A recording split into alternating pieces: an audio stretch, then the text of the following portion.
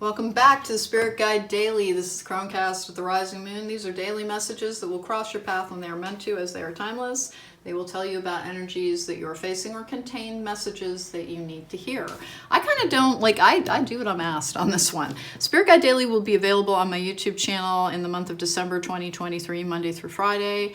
And then in January of 2024, I am actually starting a Patreon, and it will be part of that at a very low cost. I think it's going to be $3 a month.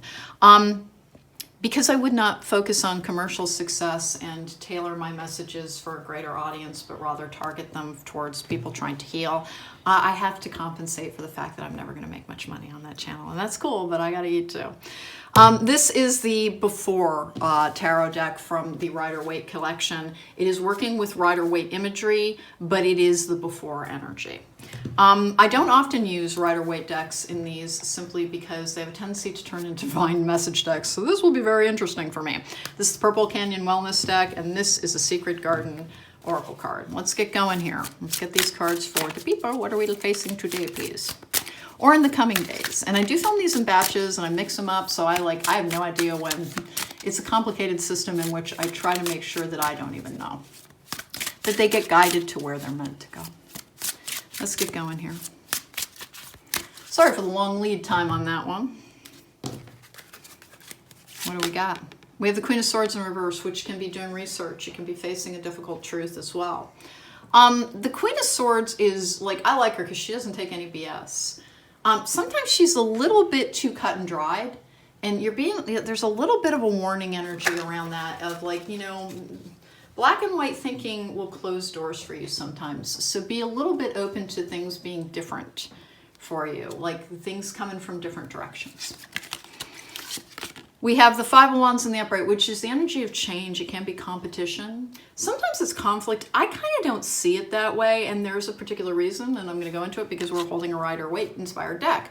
In the Rider-Waite, no one is connecting with the other person in the Five of Wands.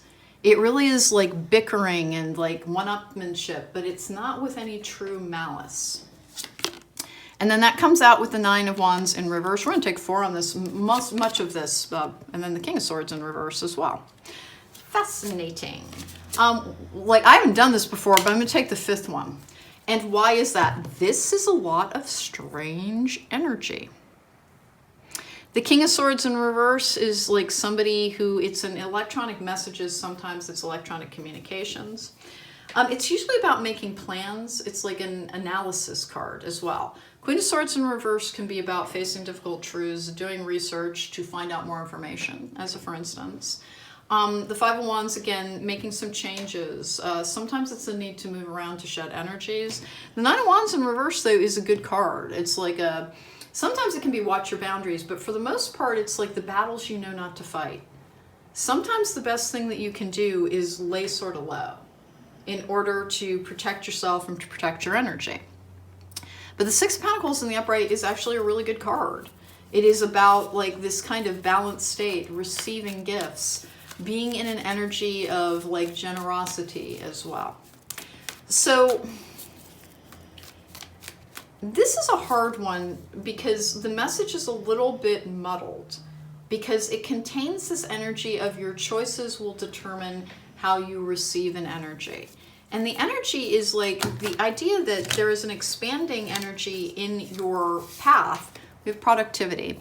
My worth is not based on my productivity, and it never has been. I do not need to take actions to prove that I belong. All babies are worthy, and they cannot in truth care for themselves. We all came into this world worthy without production.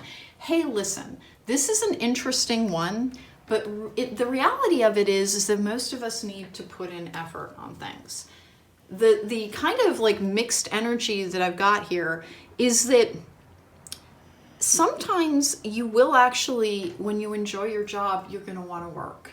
And that you're just being reminded that to be very use your energy carefully and to do the logical things around what would support that. Because the Six of Pentacles is a support card. Now, the wording on that, I frequently don't like the wording on some of these message decks. The all babies are worthy. It is entirely true, but most of us are adults. And that's why, You have to put in the effort in your own life in order to get the returns that you want. But you have to respect your limits. And that's what some of this is about, is knowing the battles to not engage in. That's a respect your limits energy. And that if you're trying to push on through on something because, like, honest to goodness, sitting around with your thoughts might be driving you crazy, which is another thing for the Queen of Swords in reverse, and you just want to take action to distract yourself, because the Five of Wands is a distraction energy, that's okay. Like, you can push on through, but you have to be super careful on, okay, what will I do to take extra care of myself as a remedy for the possible depletion that comes along with that? Be super logical with everything that you do. You can still make choices. Sometimes we almost feel like, we get these road barriers and these roadblocks, and like we're not allowed to do something because it's not time, you're not healed. You still have choices within every moment with how you will receive things. And every now and then, really, like, you have to push your limits just a little bit to find out what they are. And that's a little bit what this is about. It looks like you want to push your limits sometimes, and that's fine. But when you do that, be aware of it. Dare, take a risk and fly. We're going to take one more on that with courage. When picking roses, don't fear the thorns. I'm going to go with all of that being very, very accurate and to like supporting exactly what I'm talking about. When you take risks with your energy because there's something you want to get done, that's the productivity energy, have a very logical process around how you will protect yourself, because it does deplete your ability to have good boundaries as well. And because there really are like other things at play in all of this for people who are healers, because I attract healers and educators and people who want to make a difference in this world. And remember, there's something that wants you to not. Now, I don't have that energy here at all, but it does rely on the energetic management practices that you put into place around pushing yourself a little bit. Because if you're chomping at the bit to get things done, not simply because you're like, I need something to happen, I'm not being patient, but because it's like, no, I actually genuinely want to do more. Sweet, cool. You're allowed to, like, they won't block your path, but they are telling you that the only way to make sure that you can do that is to take excellent care of every other area of your life when you're doing that.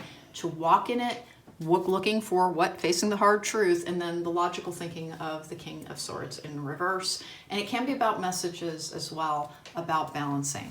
And if sometimes you feel, if you're in this field where you look into divination, understand that that's going to be as everyday a process as any other thing you would do for like your physical hygiene. You're going to have to do it for your energetic hygiene as well. And it's not a punishment. It's the way you keep yourself strong and healthy and connected. Okay? That was the Spirit Guide Daily for today. Thank you so much for joining me. If it didn't apply to you, please, again, kind of remember that there are messages about what to do when you're depleted in there that is very important.